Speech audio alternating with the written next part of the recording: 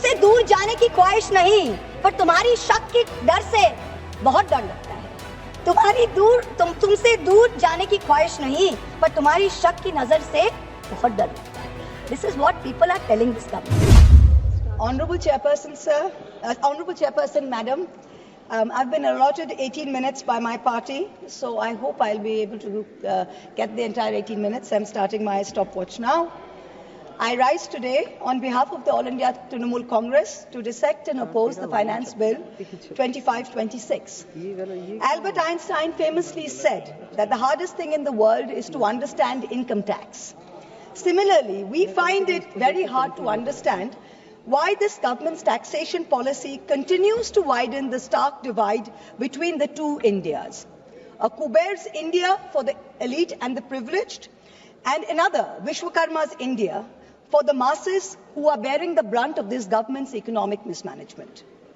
We have just finished the spectacle of the Mahakumbh, with faith drawing millions to the holy Sangam at Prayag. The government is patting itself on its back for organizing the grandest spectacle that humankind has ever seen. It is a small concern that the same UP government who was unable to count the number of deaths in the Kumbh stampedes and give the country a number was magically able to insist that precisely 63 crore people had bathed in the river. Now, 63 crores is the entire adult population of India, which statistically implies that every single one of us sitting here has bathed in the Kumbh. I certainly haven't bathed in the Kumbh. Most of us sitting around me have not bathed in the Kumbh. So, but this mirage continues. This great mirage is continuing. Similarly, much like the great taxation mirage that this government has created. In December 24, in response to a parliamentary question, the Finance Ministry provided certain crucial statistics on taxpayers in this country. What did we learn? We learned that there are 8 crore people in this country who filed taxes. But out of that, only 56 lakh people earn more than 15 lakhs per annum. These 56 lakh individuals, these are the engine of India's entrepreneurial and services economy. They are the only ones effectively paying direct income tax. Now with the new exemption structure, those earning up to 12.5 lakhs annually will pay zero tax. Let's be clear, income tax is leviable only on 56 lakh people out of 140 crore population.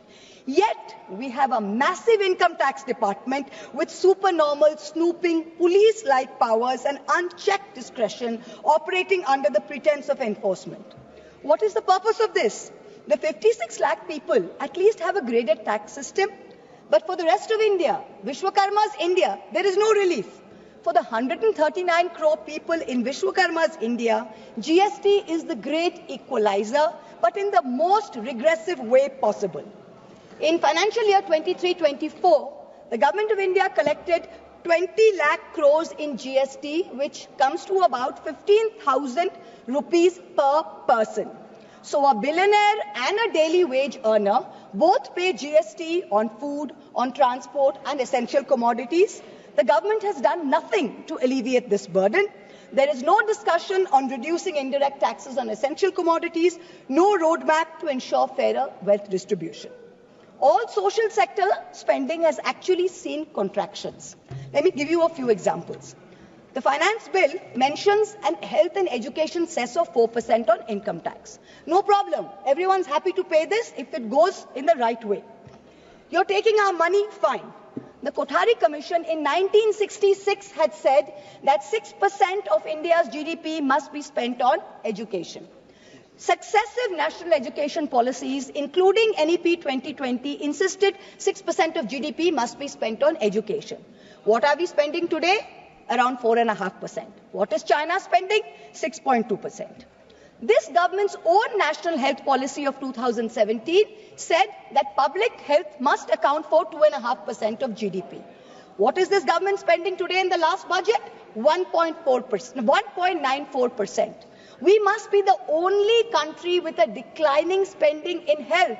The last few years, we have come down from 2% to 1.94%. So, Madam Finance Minister, wherever you are, I hope you're listening to me. Taxpayers don't mind paying extra cess for health and education, but at least spend it. Give the country what it deserves. Food subsidies have been slashed even as inflation has bitten into rural households. Between January and December of 2024, rural inflation was 5.4%, a full 100 basis points higher than urban inflation, mainly driven by higher food prices. Manrega is still underfunded. Last year's allocation was 86,000 crores. This year's allocation is also 86,000 crores, even though there's higher demand. If you pay West Bengal its 7,000 crores, which it is due, then you are even decrease the outlay even more. This time you guillotined the food and public distribution demand for grants. There was no discussion. Yet there are certain points that everyone needs to know. This country has a National Food Security Act in 2013, which mandates that 75% of urban households and 50% of urban households must have coverage. 75% of rural and urban must have coverage. Today, 81 crore people are getting 5 kg of free rations per month by this government. This is dependent on the 2011 census. Now, the government on affidavit told the Supreme Court that we haven't had a census since 2011. We don't even know when the next census is going to be. So the government says, well, how are you going to revise the numbers? There are many poor people who are not getting rations. The new number is an extra 13 crore must be given rations. Government says, we don't know. We don't have a census. So Supreme Court says, what do you have? We have an unorganized migrant portal, the E-Shram portal. According to the E-Shram portal, 8 crore new people must be given rations. The government is steadfastly refusing to give this 8 crore people rations. Please note, these people are paying GST. They are paying GST. You are raising 20 lakh crores based on these people, yet you are not giving them 8 crores people rations per month according to the Food Security Act. Now, this kind of iniquity, I'm not comfortable with it. We certainly don't want this on our conscience. Certainly not. Now what we're talking about is that when you go to, you keep saying democracy, democracy, democracy. The Honorable Prime Minister is talking to podcasts all over the world talking about freedom to criticize and democracy and democratic processes. We welcome it. But for a democracy to function, it is vital that its electoral processes be above board and above question. The legislative department in the law ministry is the nodal department which controls all spending for elections, for polls, for appointment for the poll members. The Honorable Finance Minister this year allocated 300 crores for voter ID cards, allocated 600 crores for election expenses, allocated 19 crores for EVM machines. But here we have an election commission that is refusing to give 100% VVPAT paper trails. It is refusing to make 17C forms public.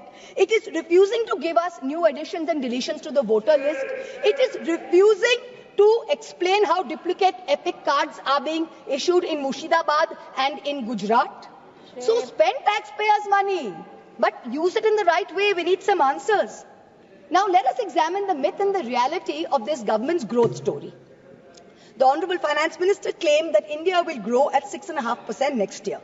This forecast, by the way, is down from 9.2% predicted in 23-24. Just before he became RBI Governor, former Revenue Secretary Sanjay Malhotra in December warned government tax officials that they should not kill the proverbial golden goose with their demands. Net foreign inflows fell to 1.2 billion between April and December, down from 7.8 billion. Private investment is weak. Manufacturing is stagnating at 17% of GDP. Rural unemployment is 9%. Fiscal deficit has come down to 4.4%. Agreed. But that's not happened because of revenue growth. That's happened because you've cut essential spending to the poor. This is economic mismanagement, not fiscal prudence. The government's obsession with corporate incentives has only favored big businessmen, where small businesses and laborers have got hurt.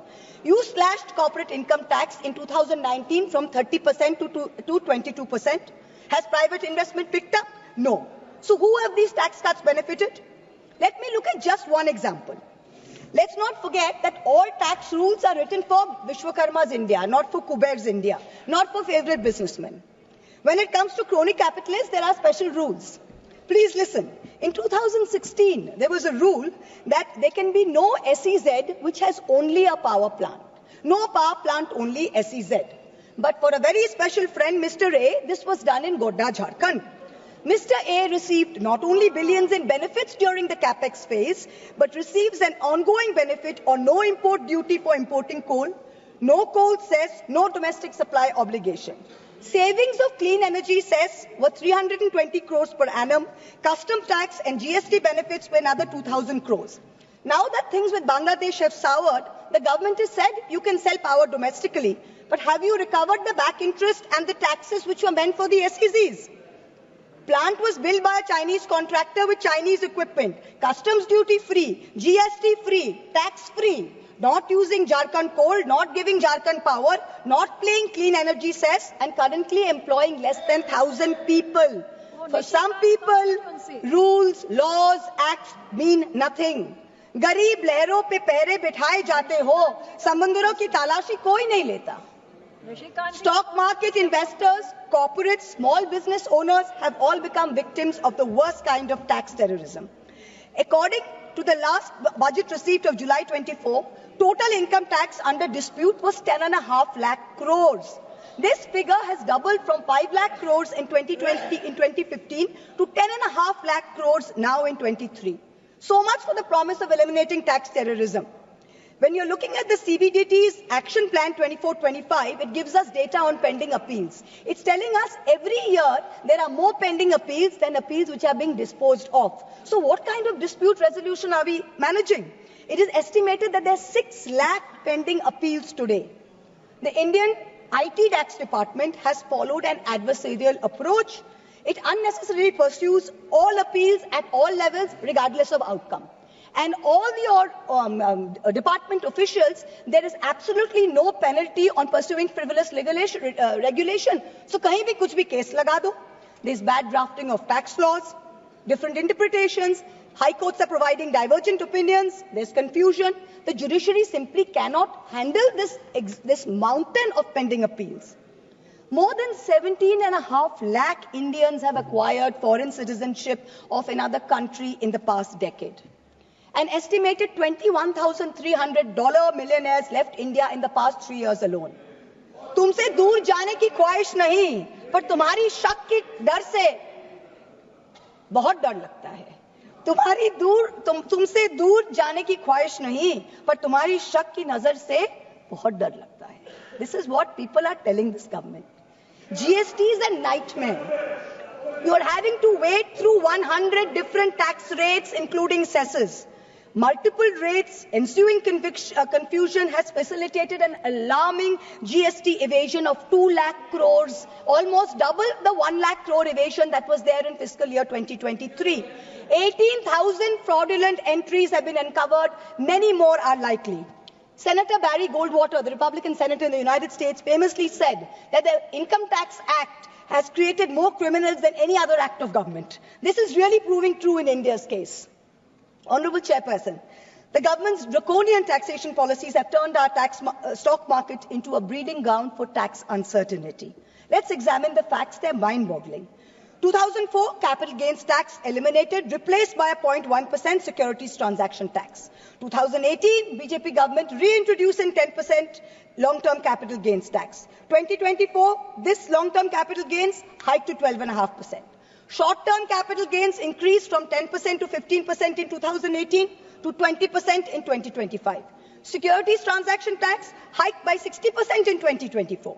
Corporate dividends, once taxed at flat 15%, are now taxed at slab rates with TDS. The government and the SEBI have together destroyed wealth creation in the stock market, both domestic and foreign. When you have Europe, when you have the US, you have Singapore, who are aggressively attracting investors, we are driving them away with policy arrogance and excessive taxation. Also, the new Income Tax Amendment Act contains something rather alarming in the fine print. Is the government trying to bring back electoral bonds in another shape or form? The bonds were declared unconstitutional in February 24 by the Supreme Court. And yet, in the new Income Tax Bill 25, Schedule 8, provisions relating to the electoral bonds are mentioned. Is this legislative oversight? In which case, very shoddy work on your part. And if it's not oversight, then it shows that you're keeping the road open, so some kind of back entry to your favorite Hafta collection system. This is very clear. Electoral bond data shows that companies with negative profits donated 434 crores to the BJP. 41 companies under investigation donated 2,500 crores to the BJP. 30 companies facing investigation donated 335 crores. Madam Finance Minister, the CBDT in your hand is an engine to spur India's growth through transparent and progressive taxation. Please do not turn it into another rogue agency like the ED and the CBI, who have essentially become professional collection agents for this government. 193 cases pursued by the ED, 2 convictions. 2 convictions. 97% of ED cases are against opposition politicians. 23 of 25 switched to BJP, cases were dropped. We are now truly in an Orwellian state. The finance bill doesn't merely focus on taxation. It gives the government sweeping powers of surveillance under the guise of preventing tax evasion. The government now seeks the right to monitor emails, see social media accounts, private messages.